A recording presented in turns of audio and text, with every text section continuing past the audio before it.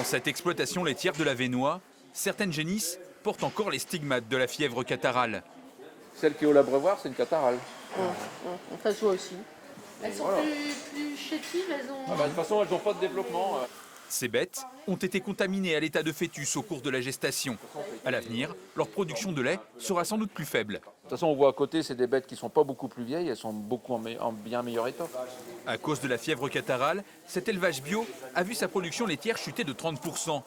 Mais aujourd'hui, il vient de toucher une aide conséquente provenant de fonds européens débloqués par la région Hauts-de-France. C'est vrai qu'il y a quelques fois, on a des aides qui sont de 500 ou de 1000 euros et on dit ça ne paye même pas le comptable qui a monté le dossier.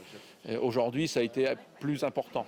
Mais ça pas non plus ça qui va nous permettre d'acheter des vaches performantes ou autre chose. Je veux dire, ça permet de combler quelques pertes, ça permet de trouver un peu d'oxygène. On a redirigé à peu près 8 millions d'euros de crédits reliquats en respectant la réglementation qui imposait 30% de pertes et de le prouver pour pouvoir aider 343 élevages des Hauts-de-France. On ne voulait pas que ce soit compliqué non plus.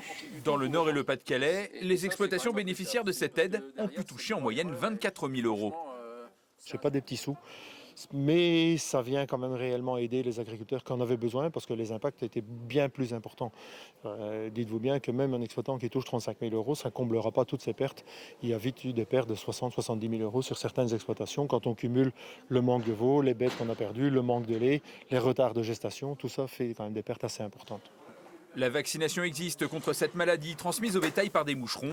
Cet éleveur aimerait qu'on la rende obligatoire avec prise en charge financière de l'État.